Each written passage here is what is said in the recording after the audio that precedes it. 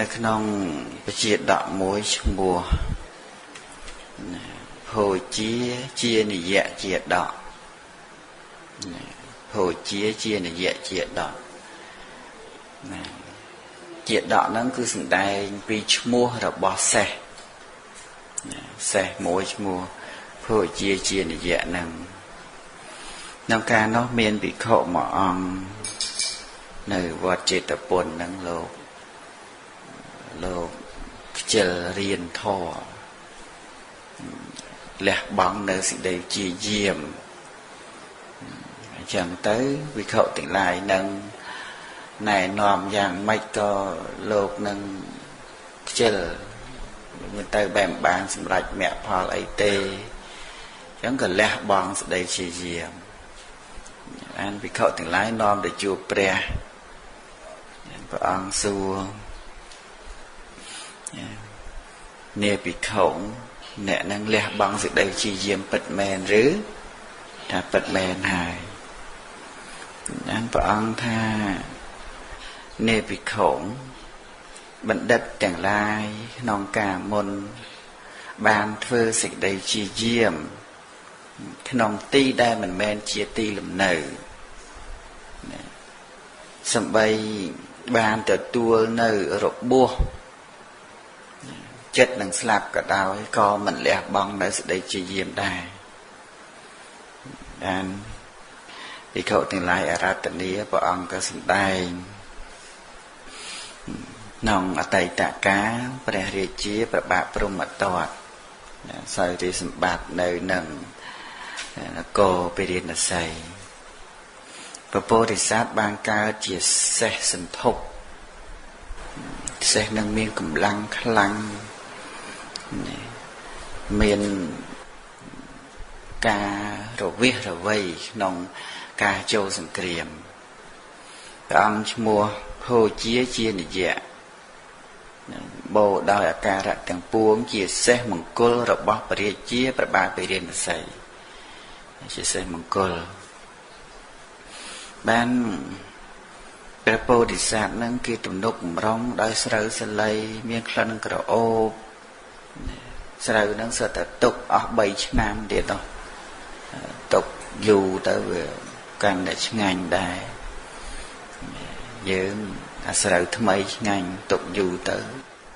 ខូចតែនឹងស្រូវពីដើមគេទុកអាល្អនឹងយូរដូចស្រាសម័យសពថ្ងៃអញ្ចឹងអាយុឆ្នាំថ្លៃជាងអាទឹមធ្វើហើយស្រូវសលៃនឹងទុក3ឆ្នាំហើយ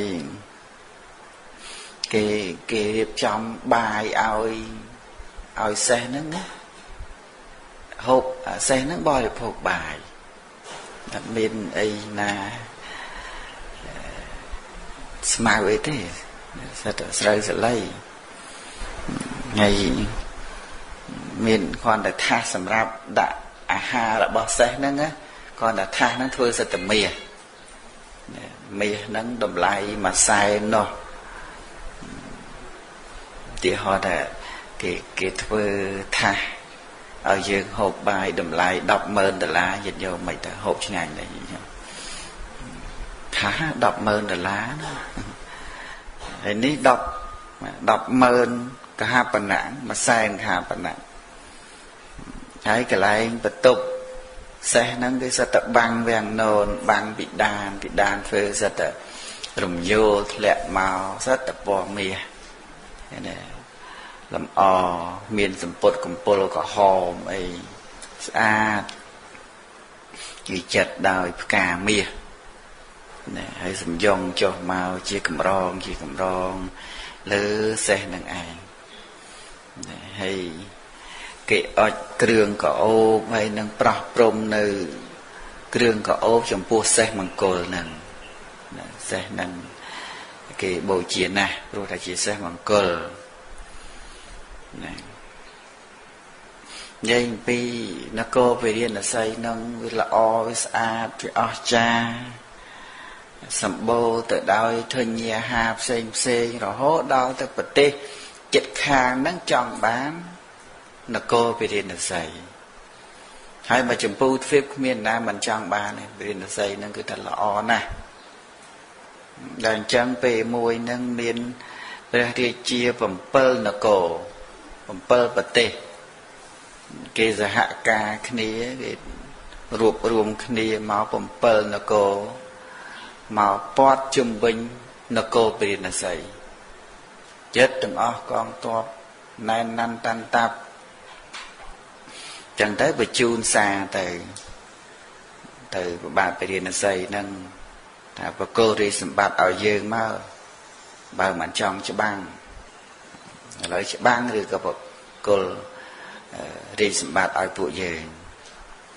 បាទពារាណសីកោះប្រជុំពួកមន្ត្រីទាំងអស់អាមាត្យហៅមកឥឡូវយើងគិតតែម៉េចពួកយើងត្រូវចម្បាំងឬក៏ត្រូវបកគលឲ្យគេអាមាត្យទាំងឡាយគេក្រាបទូលថាបបិទ្ធព្រះសម្បតិទេពឥឡូវហ្នឹងដំបងច្បាំងទៅមានច្បាំងយើងអាចទៅបកគលឲ្យគេកើតទេច្បាំងប៉ុន្តែព្រះអង្គកំអាតន់ចេញទៅឲ្យតែពួកកម្លាំងតបសេះទៅច្បាំងទៅបានណាឲ្យតែបញ្ជូនពួកទាហានសេះហ្នឹងទៅគឺឲ្យច្បាំងសិនទៅព្រោះថាបិចមាចាំព្រះអង្គចេញទៀតចឹងទៅរាជាក៏ហៅទាហានសេះមកសួរថាអ្នកទាំងឡាយអាចច្បាំងជាមួយនឹងព្រះរាជាទាំង7អង្គបានអត់7នគរបានអត់ទុទាហាននោះគឺអំណាចដែរខ្លាំងពាក់អាវក្រោះមកមមបានពោលថាបបិទ្ធព្រះសម្បតិទេពបើថាទូបង្គំបានសេះសន្ធប់ឈ្មោះភោជានិយៈដែលថាបានសេះនឹងមកមិនបាច់និយាយថ្មី7នគរចង់មកចម្ពោះទ្វីបក៏ទូបង្គំវាយឈ្នះដែរតែអញ្ចឹងឲ្យតែបានសេះសន្ធប់នឹងមកតែមកចម្ពោះទ្វីបនឹងចង់វាយប្រទេសណាក៏បានដែរសេះនឹងខ្លាំងចឹងទៅព្រះរាជាថាអីទៅអញ្ចឹងតែឯងយកសេះសន្ធប់អីឈ្មោះភោជានិយៈឬក៏សេះណាដែលអ្នកឯងត្រូវការចង់បានយកទៅឲ្យថាច្បាំងឈ្នះចឹងទាហានហ្នឹងគេតួយកសេះទៅ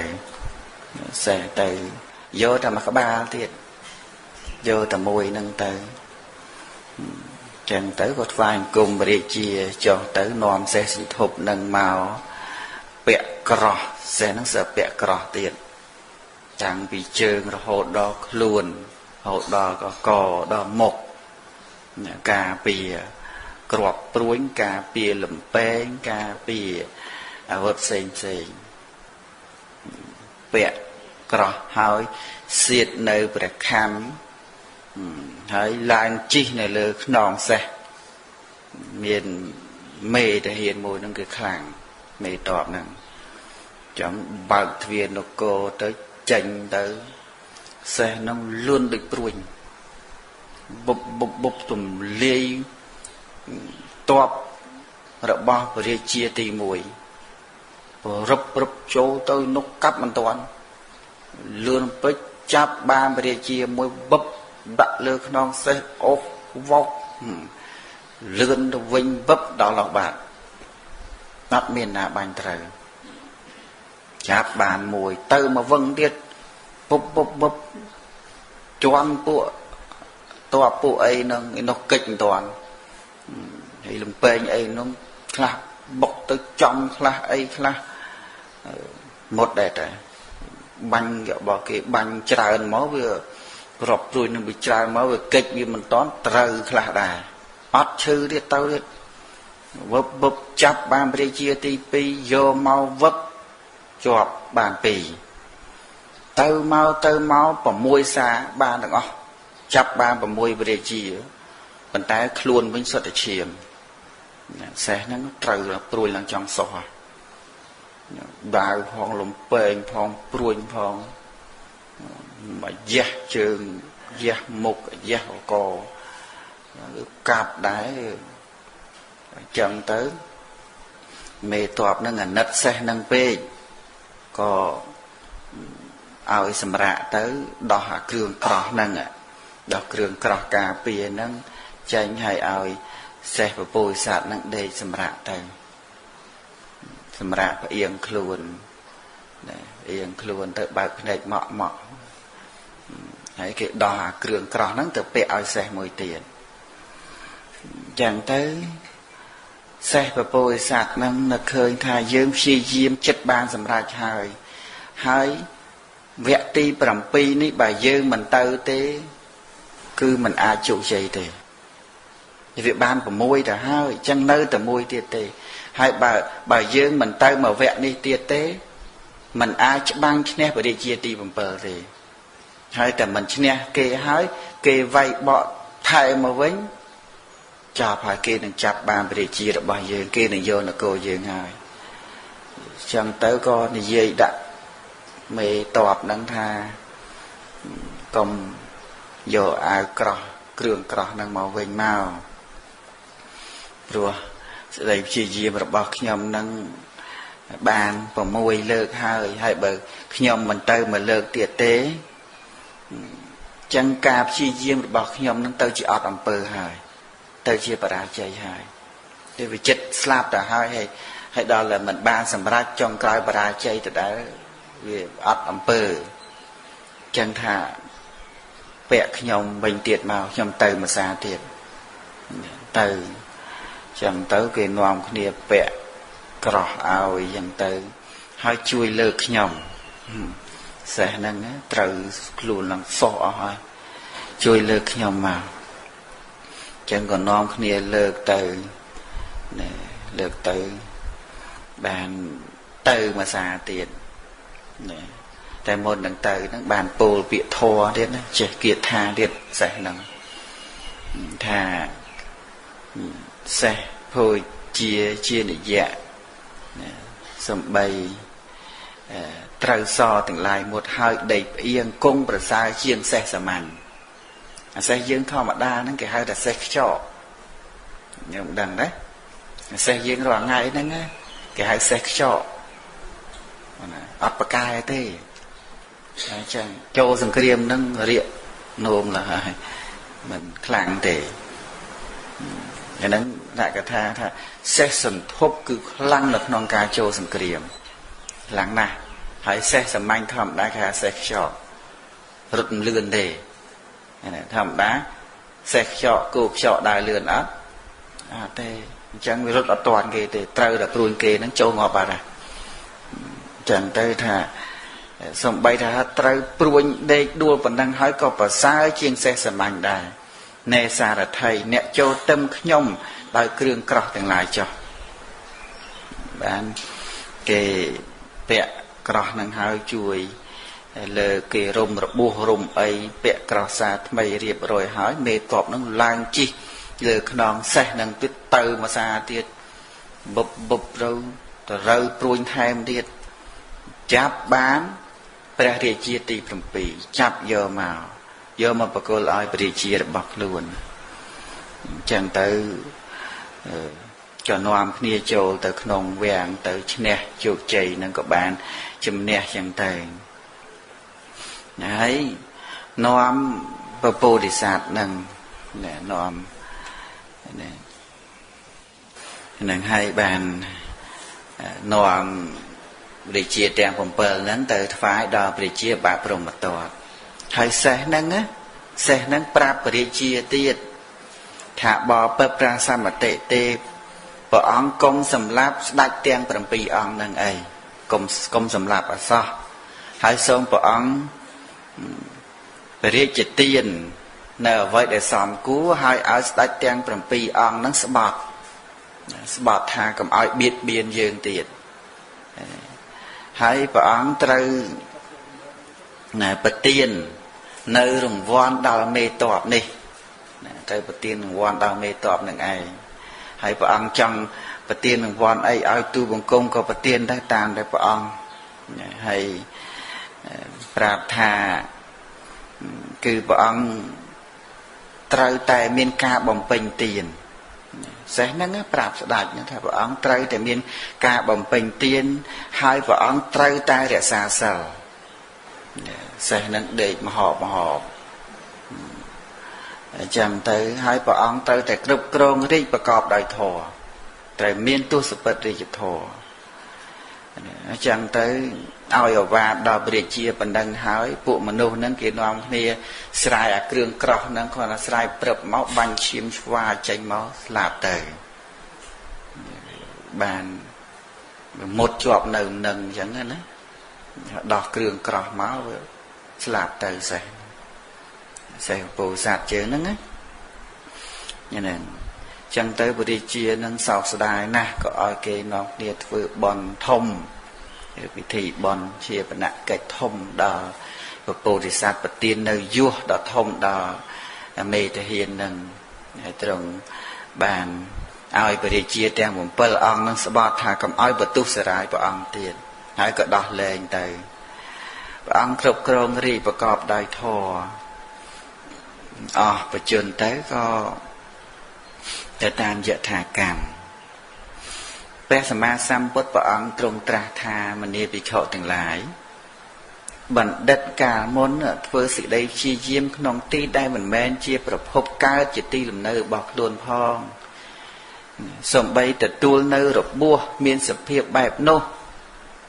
ក៏មិនលះបង់សេចក្តីព្យាយាមចំណែកអ្នកបួសនៅក្នុងសាសនាដែលជាគ្រឿងនាំសត្វចេញចាក់ទុកមានសភាពបែបនេះព្រោះហេតុអ្វីក៏លះបង់សេចក្តីព្យាយាមហើយព្រះអង្គប្រកាសសច្ចធម៌ទៅទុក្ខសច្ចៈសមុទយសច្ចៈនិរោធសច្ចៈនិងមគ្គសច្ចៈភិក្ខុដែលលះបង់សេចក្តីព្យាយាមហ្នឹងក៏បានសម្រេចនៅព្រះអរហត្តផលទៅបានជាព្រះអរហន្តនឹងបានស្ដាប់ធម៌ព្រះអង្គណាបានព្រះសម្មាសម្ពុទ្ធព្រះអង្គទ្រង់នាំធម្មទេសនានេះមកសម្ដែងហើយក៏ទ្រង់បន្តអនុសន្ធិប្រជុំជាដកថាព្រះរាជាក្នុងការនោះបានមកជាព្រះអនន្តរាជាណាហើយទាហានសេះក្នុងការនោះមេតបហ្នឹងគឺជាព្រះសារីបុត្រព្រះសារីបុត្រហ្នឹងមេតបចំណែកហូជានិយៈសន្ធប់ក្នុងការនោះគឺតថាគតនេះឯងសូមអនុមោទនា